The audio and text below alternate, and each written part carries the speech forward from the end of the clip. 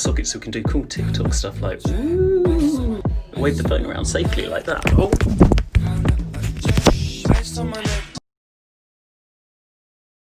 Hello, everybody, and welcome to the Empathy Podcast. Today we're talking about empathy and social media, in particular, empathy and TikTok.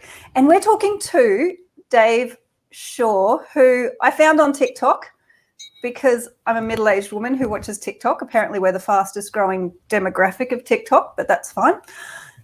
Hello, Dave Shaw. How are you today? I'm very well. Thank you very much for having me.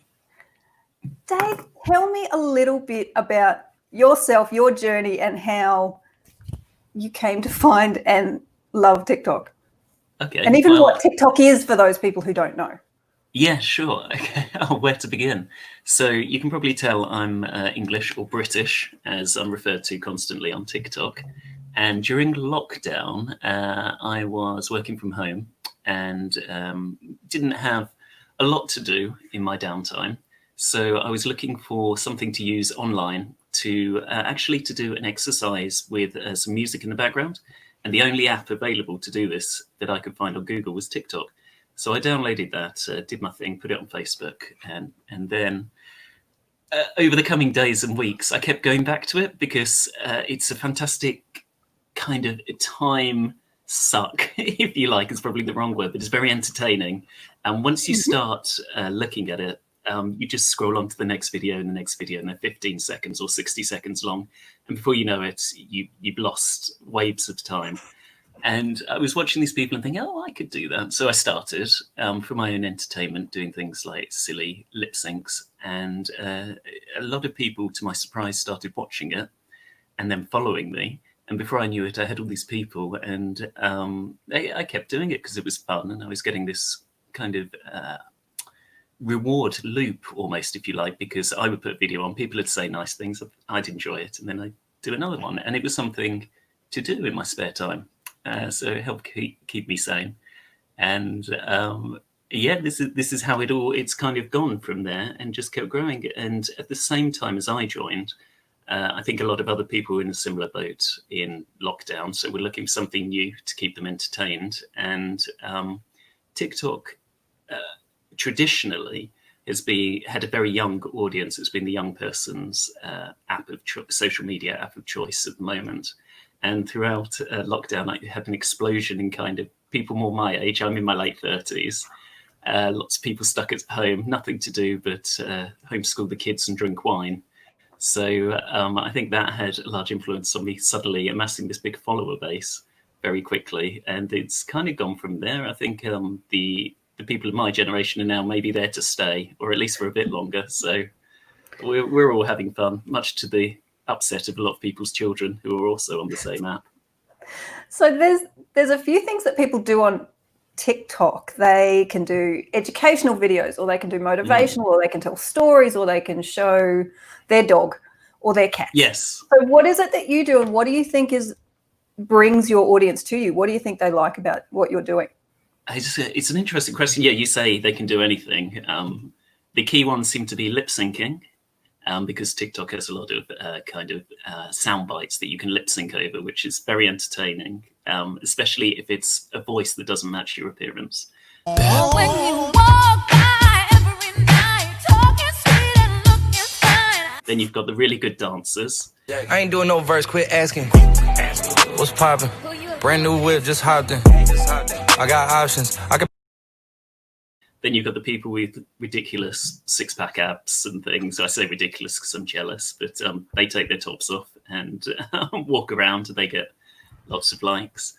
And then you've got the very funny people. So what's interesting is you can have almost any genre of content on there, as you would with a TV or the internet. It's got a very broad appeal. And once you start liking particular types of videos, the algorithm will then select other videos that it thinks you will like, and it tailors the appeal of the app to what you're doing.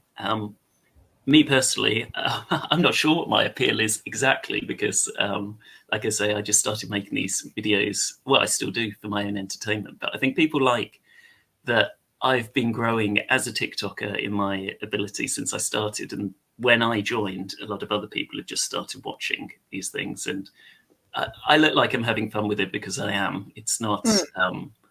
It's not arduous. I'm not there to sell an idea or an ideal or anything like a lot of people get on Instagram, and it's a bit overwhelming with all the beautiful people lying on their glorious sun lounges. No, it's just it can get a bit depressing, can't it, when you're shut in a house during quarantine? But no, I just fool around it, and I think people like that in that it's not as polished. They were looking, I think, for someone that they could relate to, and I think I put that across quite a bit. Plus, I'm quite good at lip syncing. I would say I've said previously that I may have said this to you last time, but there's something called a triple threat in entertainment where you can sing, dance, and act. And I'd refer to myself as something called a partial threat, where I can lip sync quite well. I can dance a bit if you give me long enough to learn the moves, and I can act a little bit in my lip syncing. So partial threats, and I think people like that. There's a lot of variety in what I do.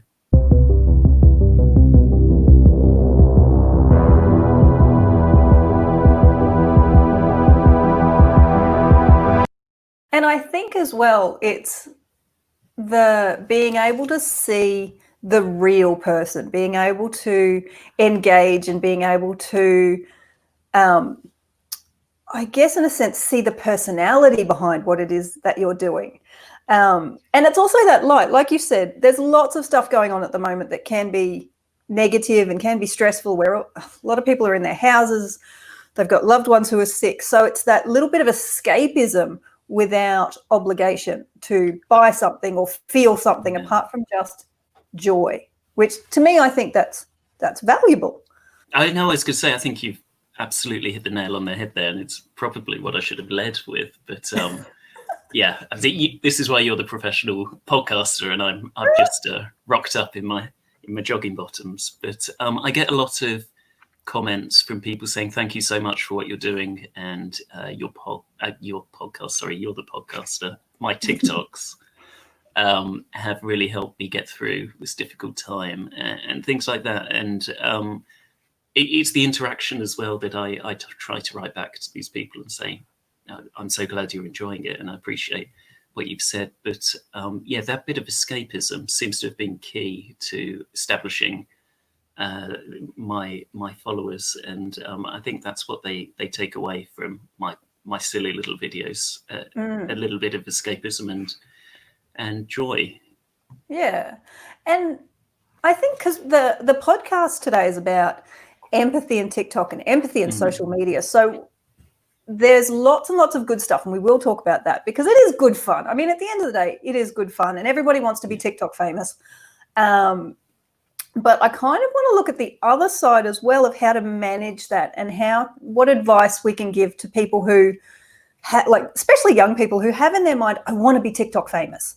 So I want to talk a little bit about the mental health and empathy surrounding that, as well as people who are already on TikTok who are perhaps having a little bit of success, the things that they can do to manage the dark side a little bit, as well as probably your thousands of fans. Like I always talk about having millions of listeners, but you've actually got thousands of 152,000 followers. Yeah, you checked, yeah. I do my research. Done your homework. But I want them to know what it's like to be you. So to get to learn a little bit more about the person who's creating this stuff. And you said a moment ago, it's about commenting and being grateful to the fans. What are they? TikTokies? I say followers. I don't know what the correct term would be. But I think one of the things that people are looking for, yes, they're looking for that joy, but I think also they don't just want to be recipients of that joy. I think because everybody feels very isolated at the moment, what's drawing them to you is that interaction, that they get a like, they get a comment, they feel included. You do lives, you comment, you make people feel like they are visible. And I think that's a very two-way street that people are appreciating at the moment, where not everybody does that. Not all TikTokers do that. But I think that's what brings people back on all social media platforms, to be frank. Yeah. But I think it's that little endorphin rush that people go, oh, he mentioned me. He liked my comment. Exactly. And that gets people coming back. So were you aware of that before you started doing that, or was it genuinely gratitude that had you hitting like? Yeah, no, that's an interesting question, actually. On some level, maybe, but it was more to do with I really appreciated, and I was taking the time, excuse me, sorry. I really appreciated and was taking the time to read all the comments, because I was isolated and quite lonely as well during lockdown. So I would give myself a bit of time and say, oh, I'll go through my TikTok comments. And once I'd read them, I'd like them to show that I was paying attention to what people were saying. And I'd write back as well. When it was a comment with a question, or they said something, I'm a sucker for a clever comment. I love a pun. I'm all over that. So yeah, it wasn't what's the word I'm looking for? It wasn't a planned. It wasn't a growth strategy. Yeah, a strategy. Thank you very much. That's exactly what I was kind of fumbling around looking for there. No, not at all. I mean, I'm sure it would work, and did in my case very effectively. But it was actually that I had a lot of downtime in lockdown, nowhere to go, and I felt if people were taking the time to write comments, especially these nice positive things, then I would like to show that it was appreciated by responding or making it apparent that I had seen what they said. And it's something that I've kept doing, because I'm very fortunate in that obviously the internet is thick with trolls. It's awash with them. But the people that tend to comment on my TikToks generally are very. It's nice. It's a positive thing, because I'm not using it as a platform to say anything particularly confrontational or to come at people that maybe don't have the same beliefs as me, which some people do. And for that reason, it tends to be nice little appreciative comments. And I very much is something that I would like to respond to and give back, because it's a pleasure to do that.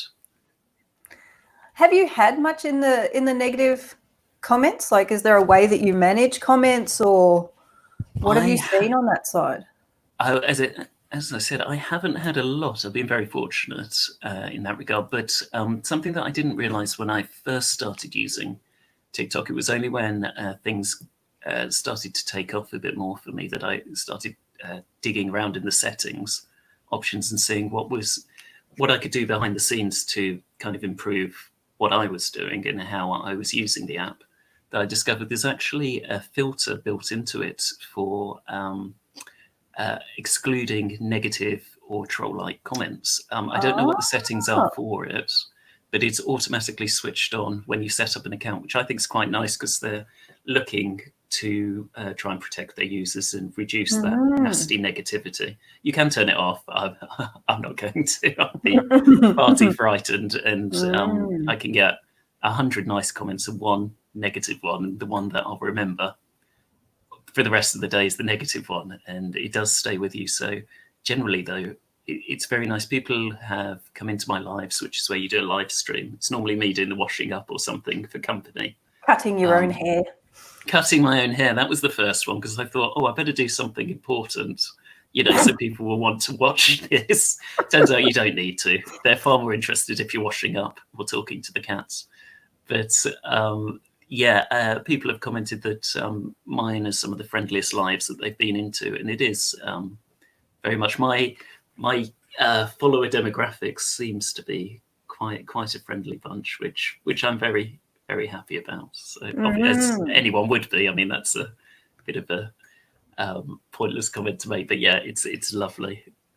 Because you can filter on certain words as well. So yes.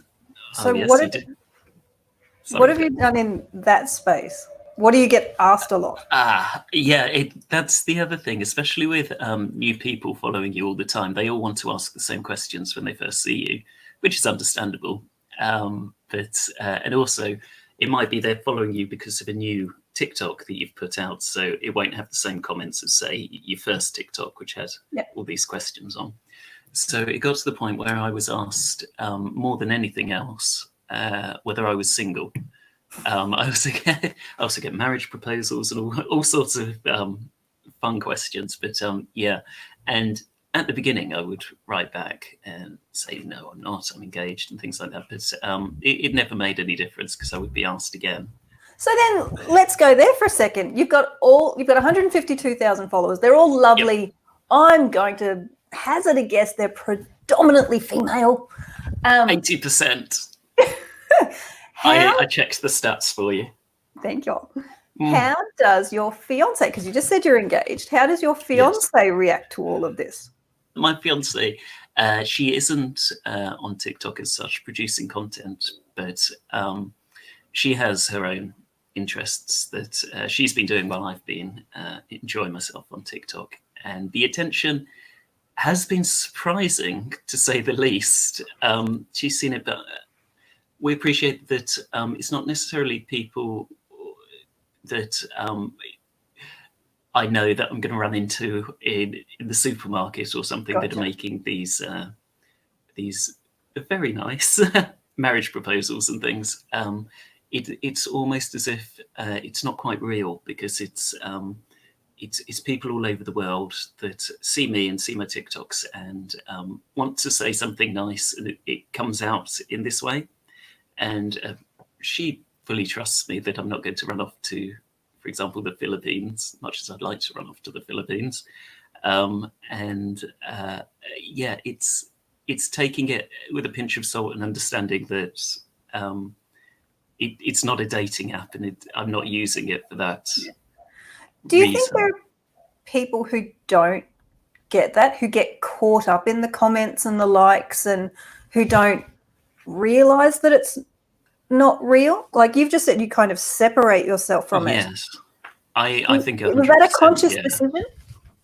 It is just for my own sanity, really, because I can 100% understand, because I've met people through TikTok that I would class as friends now, but you do, when you first find someone that you appreciate their content and you like it, or you write a comment and they write back, you do get that instant hit of acceptance and a buzz. It's like getting an exciting message from someone that you admire that's very personal.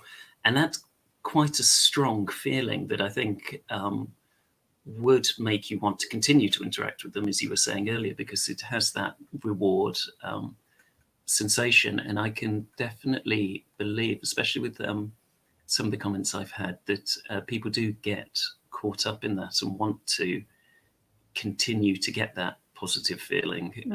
So it might be difficult to separate the reality from the app.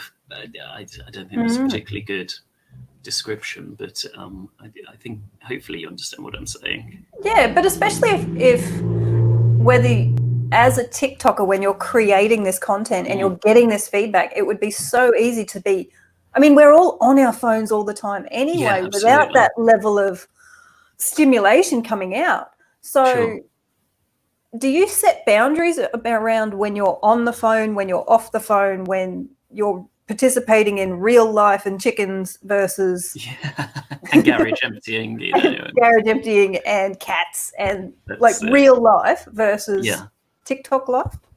I do try to. It does slip, I'll be honest, because I'm at home at the moment because of lockdown and job searching. I do like to try and think, well, I'll do this for half an hour. I'll do this for half an hour, and then I'll go off and I'll do my next job that I need to do, for example, the vacuuming or whatever, and then I'll make some lunch and I'll come back and I'll check again in an hour and a half. And I try to have a schedule where I do kind of get some distance away from the app rather than sitting on it all the time. The problem and the clever thing about TikTok is the way they've designed the app to keep you on there as long as possible. And one of the brilliant things and the devious things, if you like, about it is it never shows you things in a chronological order. So you'll be going through your news feed, for want of a better word, they call it the For You page, and you might see a video from someone that you recognize or someone you've not seen before. And it'll be a completely new video to you. You think, oh, this is fantastic. I must check out what else they've done recently. And it could be a video from 2 months ago that TikTok's algorithm has pulled up and thought, right, we'll give that to Dave at the moment for a while. We'll give that to Leanne. And that, without any time or date stamps on there, there is a little bit, but you have to kind of look for it. It's not obvious, not like on Facebook or Instagram where you're going most recent posts first. And so you go and look at their page, or you keep going because you might see something new, and it's fun to see something new. And that's one of the ways you lose time on the app. You spend more time on there than you think you were going to, because you're always looking for the next thing rather than, oh, right, I'm up to date now. I've seen everything I need to. I'll put the phone down. It feels like a casino. You know when you're walking to a casino and there are no clocks and there are no guideposts, and you end up down this rabbit hole, and at the end you feel sullied, unusual, and broke. Yes, that's it. Spot on. Yeah, it just has that feel about it. But there are, it does have its place. There are things that I've learned on it that I never assumed that I would learn, that have been very useful. That you didn't even go looking for, that somehow found its way to you, onto your phone and into your consciousness. You're like, oh my goodness, I had no idea. Yeah, and it's that kind of thing that hooks you. Yes. I had no idea there was a drain on the front of my washing machine. Where did you learn that? TikTok. I did not know that either. There you go. So if we talk about some of the pressures, because you're having fun with it, you've set some boundaries around when you are and aren't on it. I've tried to anyway. You've tried. Well, what are the consequences of not? If you don't set consequences, if people what are the consequences of not setting boundaries around this stuff? Oh, it would be so stressful. And the thing is, the actual going onto the app and things wouldn't be stressful, but it would impact the rest of your life. There's a funny TikTok that when I first started, that people were using a lot, where, and I'm paraphrasing here, but it was something about people asked me how I am able to create all these TikToks, and what they fail to realize is I've neglected every other aspect of my life. I think I've lip synced that one. People are asking me, wow, how do you have the time to make these TikTok videos and dress up? And what these people have failed to consider is that I've neglected absolutely every other aspect of my life. And it's come out of how people actually feel about the app. Someone's made this video and everyone's used the soundbite, because during lockdown it did feel like everyone and their cat was on TikTok making stuff or spending time on there. And that's the guilt that you get as a result of spending. Obviously, humor and comedy has an element of truth in it, and that's why people were so drawn to this. They were feeling guilty about, I don't know, not emptying the dishwasher, not doing their ironing because they've been sat on TikTok, and it does. And then that gives you guilt, and then you feel unfulfilled because you've spent your day watching silly people like me opening cans of Coke and failing to get rid of the bubbles. Exactly. So if you're producing content, then is there pressure to produce? Like, does the algorithm favor if you do like 3 TikToks a day every day, and then you're almost, I don't know what's the word, disadvantaged if you don't produce that level of content, like on some of the other platforms? If you aren't producing regularly, then you're not going to show up and you lose your relevance, and then you've got to start all over again. Does that start from the bottom again? Now, it's a very interesting question, because TikTok has been very closed about explaining how their algorithm works. Nobody actually really knows outside the company, so everyone's making guesses. Everyone puts on their videos hashtag For You page, because somebody somewhere thought that putting hashtag For You page would promote your video more. We don't actually know, but then you're worried that if you don't put it on there, you might disadvantage yourself. So most people, except, kind of the big following base already, will put that on there just because they're worried that you might be disadvantaged. Yeah. I, through, reading around TikTok, have found that in the, now what's the word? In the guidelines, actually from TikTok, they recommend you post, I think it's about 3 TikToks a week to maximum. Yeah, exactly. That's the noise everyone makes, because it's not the impression anyone has that uses the app. They suggest about 3 a week. Common consensus is about 3 a day, which is very different to what the official guidelines are. And the people that tend to do well are doing about 3 a day, I've noticed. Everyone, whenever I'm talking about this, is people kind of in my tier of follower base. You've got people with kind of, I think Jason Derulo's got, I don't know now. Last I saw was 23 million, but I think that was just on TikTok of his. I think he's got something bigger than that now. And then, people over 1 million, they don't have that pressure to do 3 a day necessarily. I do feel it a bit. I'll be honest. I like making TikToks, and I do it for my own entertainment.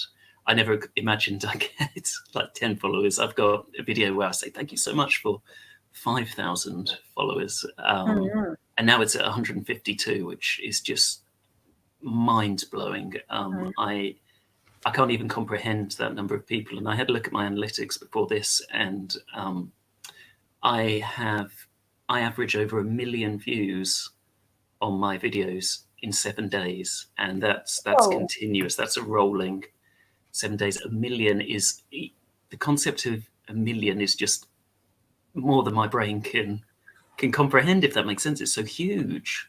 So how do you comprehend it? Does it add pressure, or does it make you self-reflect or be more critical, or do you go, I'm going to do everything and they're going to love me? No, definitely not. I do. I don't worry too much about the content I put out, because I like what I'm doing. But I do like to make sure now, more than when I first started, that I'm happy with it.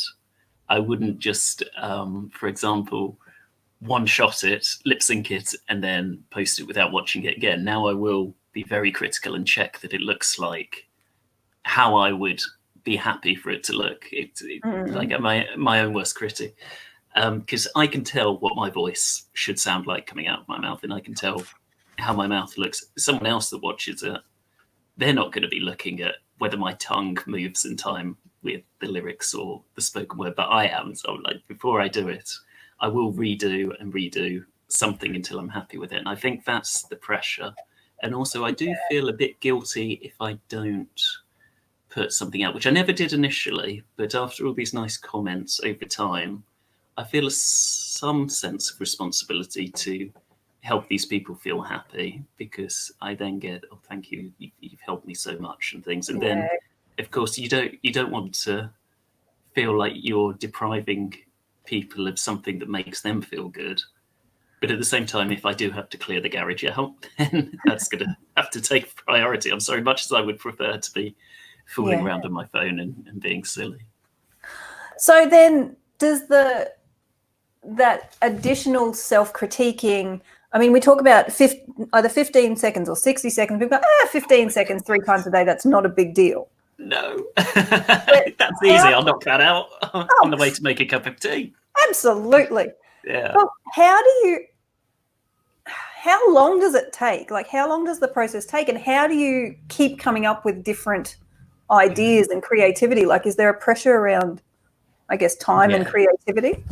It is difficult. I'd like to do more original content. One of the great and useful things about creating TikTok is TikTok's built entirely on lip syncing to things. So you're not having to necessarily give your own opinion about something or having to sing for yourself. So it's very easy to find a sound that you like for a TV show you enjoy or a song that you love, and you can lip sync it. So that aspect makes the creative process I would say a little bit easier because you think, I heard that on the radio. I love that. I'll see if I can find it and I'll lip sync it. Or, that's a good song.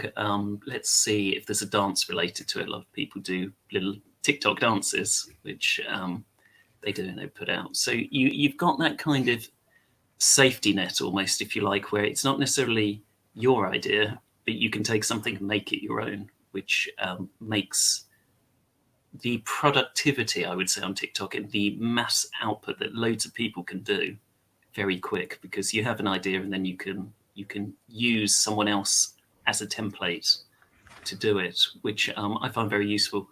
And then if, like me, you're on lockdown and you're spending, excuse me, I've not talked this much for about a week because I'm shut in the house. I get this on my lives as well, where I'm chatting away, then I suddenly go, "Wee!" And I'm like, that's not my voice. What's happened? Then let me just have a sip of Coke. No, you're all right. Did you tap that one first? Oh, good Lord. Turns out I've been doing this wrong. Light Cokes are fizzier. Oh. Yeah, they never mentioned that in the video. So if I'd have done it with normal Coke, I probably wouldn't have. That would have been as much fun.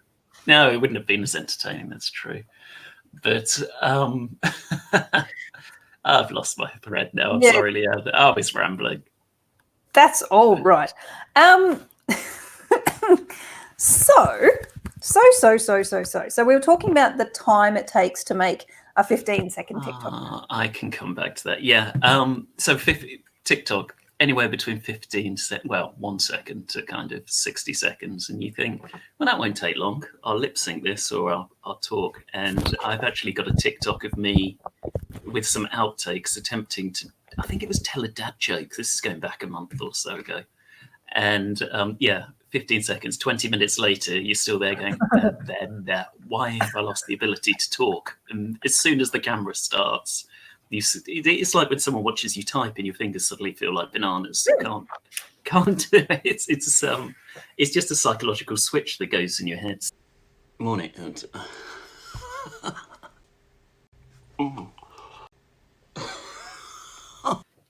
These TikToks that you see that look so effortless and perfect, what you don't see is the 10 to hundreds of takes people have put and the time behind them. And you think, oh my God, that guy's so naturally gifted at doing such a thing. And they're there sweating. They've changed the top 3 times because they changed their mind about it. In terms of that addiction mentality, so it's, I get the high, I want more. I get the high, I want more. I'm trying to fill a void. So this is where I'm going. You love me. You really love me. They love me. I need more. Yeah, that's it. What will my people think? Exactly. And I think there's also that addiction to the creativity, to having something to do, to feeling like you have a purpose, to feeling like this is meaningful. And that makes perfect sense. I think that's so spot on. Yeah, absolutely. So then I think it was perhaps you that said there's something in TikTok that people have got to be aware of when they first start out. Something like a like spike, or that's what I'm calling it. I think that's catchy, yeah. So tell me a little bit about that, because if people are going to start this TikTok journey and they've got to be aware of addiction and aware of time management and aware of getting addicted to the likes and all those sorts of things. Explain that like spike to me. God, we're making it sound quite dangerous now, aren't we? But I think it is better. Absolutely. I think it's better to be informed about this because so many people won't be. It's only because I've had a lot of time on my hands that I've found out things like this. So TikTok, as we were saying earlier, has an algorithm nobody really understands. So you don't know what you need to do well on the app, which is why it's so many people want to become TikTok famous, because some people do and some people don't. And when you first use TikTok and first create content, it would appear that your earlier videos are prioritized. So it will get a lot more, your earlier videos will get a lot more views and go viral. Viral's too strong a word, but will get a lot of views and probably a lot of comments and likes and feedback. So you get that initial buzz from doing well, and then after you've got that taste of, oh wow, I'm going to be TikTok famous. People love me. They think I'm great.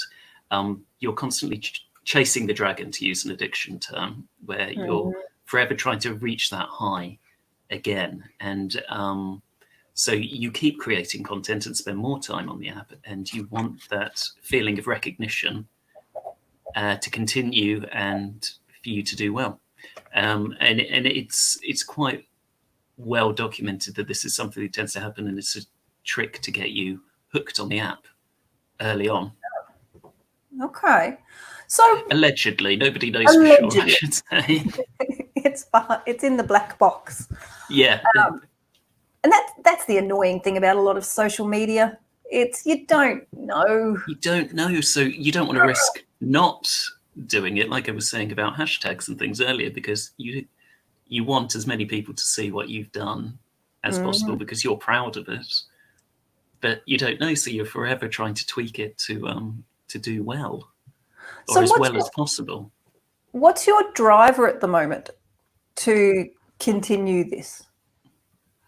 At the moment, because I'm not gainfully employed at the moment because my job role was made redundant. For me, it's a bit of fun. I enjoy it very much, and also I've been surprisingly successful on it, which I was never expecting. So I feel it would be crazy to stop while I appear to be on a positive trend of people following me, and I'll see how far I can go with it. And while it's still fun, that's my main priority, though. I don't want to be feeling like it's a chore to put things out, and I don't, because I only do things that I like doing, and it's a challenge as well to as I've progressed and done better on the app. I found more and more difficult things to do, and it's quite good fun mentally to see if I can, for example, it doesn't sound very challenging, but trust me, lip sync something very complicated that's very fast or something like that. I get a lot of enjoyment out of achieving it when I achieving a particular thing when I put my mind to it. Well, you beatboxed the other day, so. Put my toe, put my toe, put my tape, put my toe, put my. Oh my goodness, yeah. Don't ask me to beatbox. Really difficult. Yeah, I'm 40 next year, and learning to beatbox is a challenge on a Sunday morning, I think it was. Put it on your CV. Yeah. Do you think there's a risk of people in the real world seeing this and going, dude, what are you kids at? There's a few that I've done that I think are funny, but I wouldn't necessarily be what's the word? I wouldn't be promoting to potential employers, for example. But my TikTok's a very PG kind of 13. My mum has joined TikTok because I'm on there, and she's popped up in my lives a few times, and I've kind of frozen like a deer in headlights. I'm like, what am I talking about? But I'm not too worried. I'd be surprised if anyone that, well, actually, no, that's not entirely true. Sorry. It has, as it's grown, people that I know have seen me on TikTok, or people that, like my neighbours' children, have found me, and my nieces and nephews have found me. I popped up on their feed, but I'm quite proud of what I've produced, some more than others. But I'm not too worried, because I think what I've been putting out there is quite nice. I'm not ranting. I'm not swearing very much, and if I am, it's generally in a lip sync. And I think if a potential employer or someone that met me in the real world saw it, they've probably been on TikTok because they're looking for a bit of escapism and wanted a bit of entertainment, and hopefully I provided that, so they're not going to view me in a negative light, because it's maybe the people that aren't on TikTok that would hear that I've done it and thought, oh, that's a bit weird. He's a bit old to be on there, but how would they know? Is what I'm hoping anyway. So what do you think the reaction would be if it got banned? Yeah, it's an interesting question. My idea is, and I would expect a lot of people to move their content creation over to Instagram. They'll just find another outlet for it, Yeah. I'm sure. So I'm not worried, and I don't need TikTok to survive. It's not paying my mortgage, for example. So it's. Do you think there would be more pressure if you had figured out how to monetize this? And are there people monetizing TikTok? Yes, there are actually, and it's interesting. There's different ways to do it. There's something called Creator Marketplace, where if you have over 100,000 followers, you can apply to TikTok to be approved. And if you pass their approval process, then you set up an advert for yourself saying, I have so many followers and things. And then TikTok, the brands that are supported by this can get in touch with you if they would be interested in you featuring their things in your TikToks. And then they'll either pay you in, I don't know, a t-shirt brand would pay you in t-shirts or whatever, or give you money. Depends on how popular you are and whether your demographic you could be is what they're looking for. Yes, an actual paid influencer.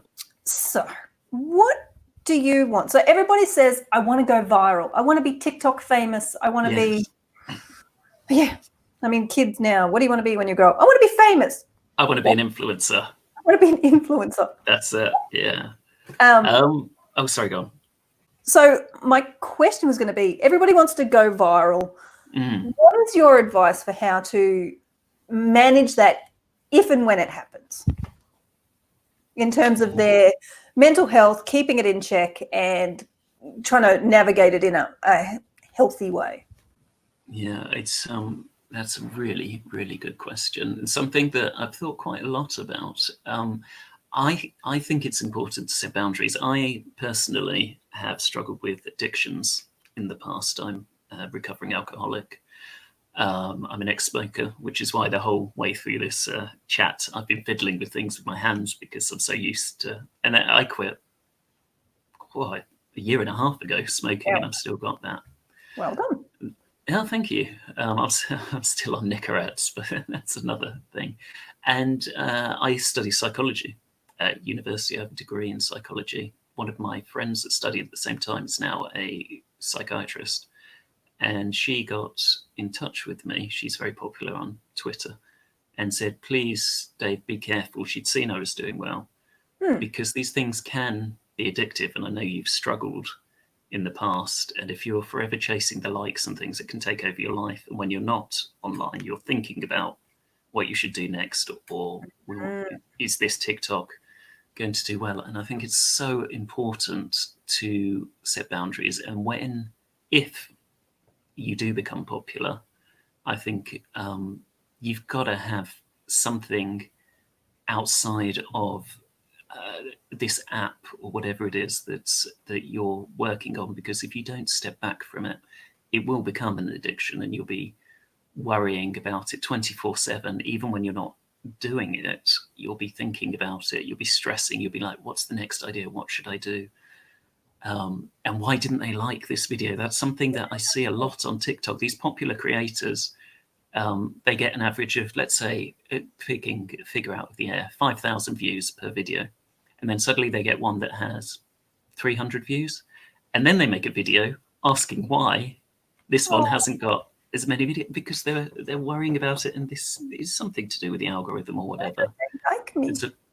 Why don't they like me? And that can really mess with your head, and you've got to have something else to keep you busy, keep you occupied, exercise, friends, something like that, and try and control how much time you spend on there as well. That's what I'm doing, and it's not always easy. I completely relate to that, but it's like anything. You do think about it when you're not doing it, but you've got to try and manage it. You really do. Yeah, and I think it's also, and correct me if I'm wrong, it's creating that distance. So yes, a boundary, but creating that distance between your emotional self and saying, well, I'm not taking this personally. It's not because they don't like me. There is an algorithm. There is a black box. Yes. There are forces that are greater than me in this little app. But Exactly. separating yourself and going, this isn't about me as a person. It's about an image. It's about what people can only see a little bit of you. Yes. And then I think people forget that. make up the rest. They fill in the blanks, don't they? It's they see a person that, you know, for example, is smiling all the time. They think this is the happiest person ever, but they're smiling because they're creating TikTok and they're having fun at that time. But they probably, well, obviously everyone cries, everyone else has worries and things, and it's that's a danger as well. When you see these people that are influencers or TikTok famous or whatever online, you've got to remember that they're only showing you their best self. Generally, even people that are having a rant online, they have carefully curated that rant, I'm sure, or they've watched it back and thought, yep, that's good enough. I'm going to share that with my 1 million followers or my 150,000. But they probably, if they're, I'm generalizing, of course, from my own experience, but you can watch my videos and I think that I'm very happy with what I put out for the most part. But what you don't see is I've got a drafts folder with a couple of 100 drafts in there of ones that are almost good enough. And I think, well, I'll save that because I don't want to, I might not do it as well again. But then I've carried on and bettered it. And that's how I want to be perceived online. And then I might go away and have a really bad day and not be smiling all the time. But I've enjoyed making my TikTok, but that's not all of me. That's what that I think it's important to remember. No, exactly. And being TikTok famous, I'd say I'm TikTok popular. There's different leagues of followers of these things, but it's not an easy thing to do, if that makes sense. And I don't want to sound like one of these influencers that's saying, oh, woe is me, I've got all these people that are relying on me. That's not the case at all. But if you're looking for, you know, I want to sit around and have people worship me for doing a dance routine or whatever, and that's what TikTok famous or being an influencer is, in my very limited experience, it's not at all. It's people are relying on you to give them something, and if you don't fulfill that obligation, people will be disappointed, and that's a lot of pressure, which maybe hadn't anticipated. I think people want to be nowadays an influencer because it looks like an easy thing, like the deluded, for want of a better word, people that used to go on X Factor and show up and they couldn't sing, but thought that they should be famous because they would be rich and famous for being brilliant singers, and they didn't realize. I think there's an element of that where you think, oh well, I'll just sit there and everyone will love me, but a lot of work goes into it. I heard a wonderful story about one of my friends who whose girlfriend wanted to be an influencer, and this was before people my age were on TikTok after lockdown, and she went to a place in London with a friend who was a professional photographer to go and buy a drink, take a photo looking wonderful and glamorous, put it on Instagram, and then went straight home. And just for the views and the likes, because this was the place to be seen. And you don't realize that. You just think, oh, she went out for a nice night and someone did a candid snap. And it's not, it's someone with a proper DSL camera. It's there's always more going on behind the scenes, and some of these people work incredibly hard and maybe have created or opened a Pandora's box, if you like, by becoming popular, where they now are in a situation that they hadn't anticipated. There's more to it than maybe, it's not as easy as it looks. Because I think it's also finding that balance between the ones that you put lots of effort in, they don't do very well, and the hilarious. Just chuckle and get 1 million views. You're like, how did that? It happened to me where I did one where you had to guess my age, and it was just I'll make a TikTok. I think I was on my lunch break, and it took, oh, hello, cat. No, she's not happy. You want attention? You might get a cat involved in a minute in this. So it was a really quick, straightforward TikTok, and all I did was sit there. Didn't have to lip sync or anything.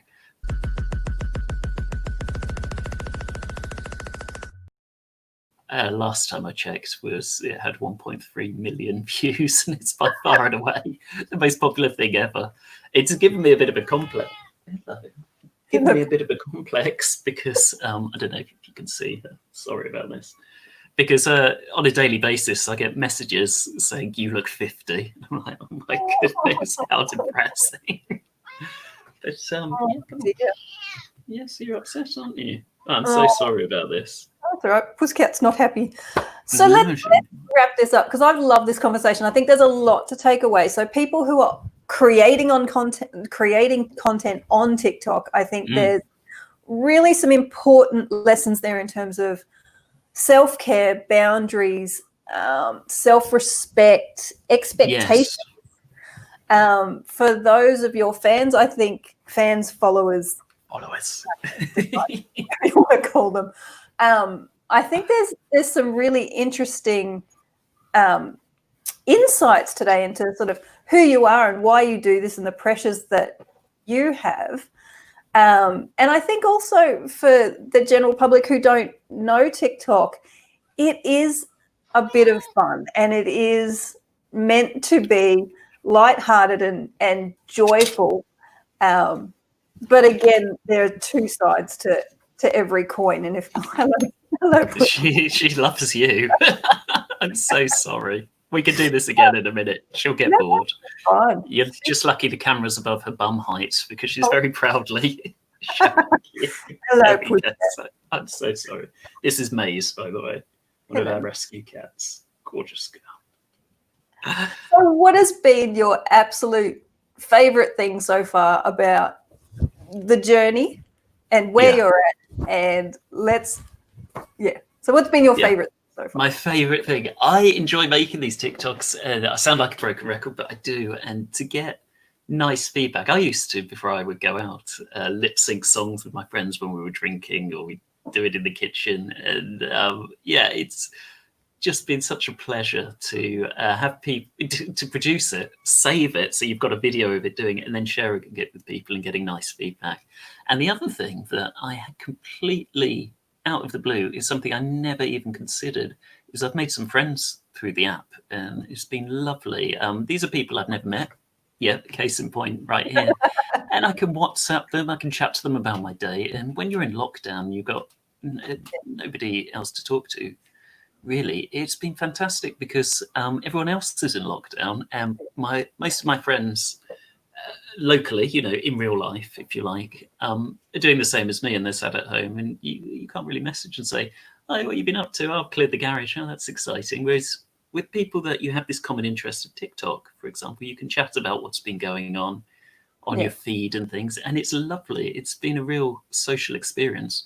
Yeah. Obviously, I think I made this joke when I spoke to you last time. I don't admit that I met anyone through TikTok. I say we all met in prison, and it's far less embarrassing. But it's been a real surprise. And the other exciting thing is there have been a lot of like-minded people that I would never have met before, but you do get an idea of that person's personality from the videos they post, and then you interact with them on their page and they watch yours, and you give and take, and it has become, I would say, a proper friendship. And I look forward to meeting these people in real life when the world gets a bit more normal again. It's been great. And I think it's like what we were saying before in terms of the likes and the comments. It's that feeling of community, that feeling of inclusion, that feeling of acceptance. And I think the thing about TikTok is there's that real sense of authenticity, even though you're lip syncing. It sounds so... Yes. It doesn't feel like it fits that you get authenticity through lip syncing.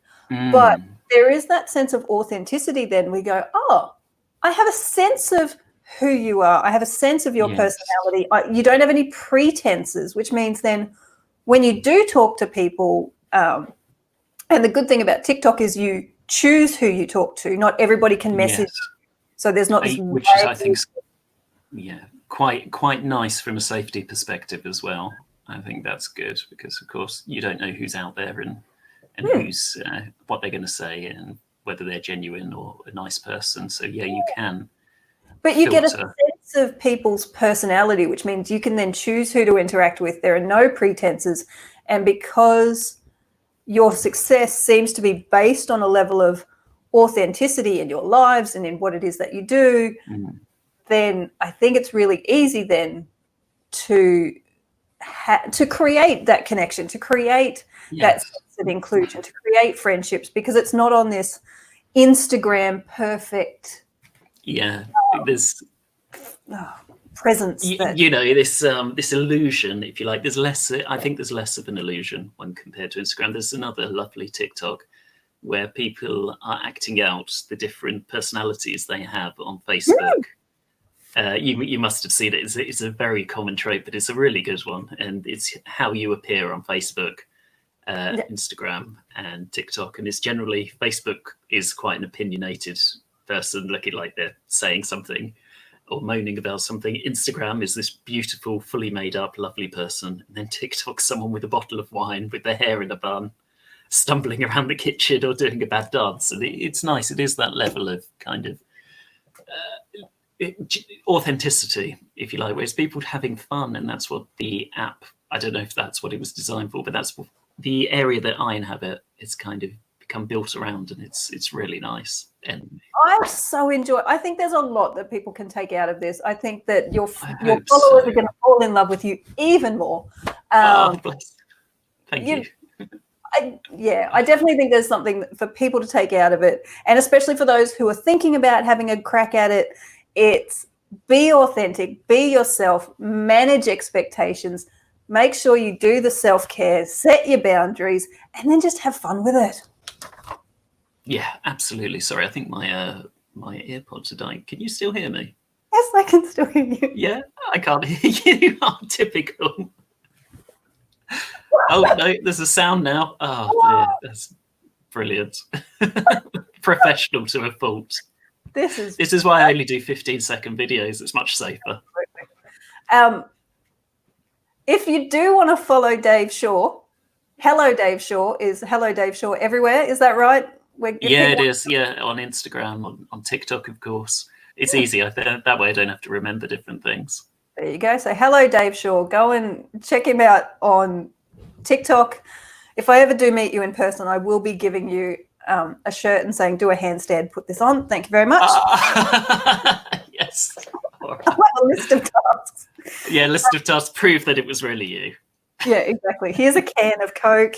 Here's a shirt. Here's some bubbles. You'll be fine. Yeah.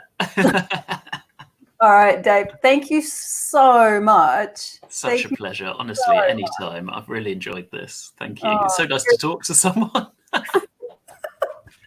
Well, you go back to lockdown. You stay safe and you stay well. You stay too. Inside. Thank you. I will. I'll keep making TikToks. Yo!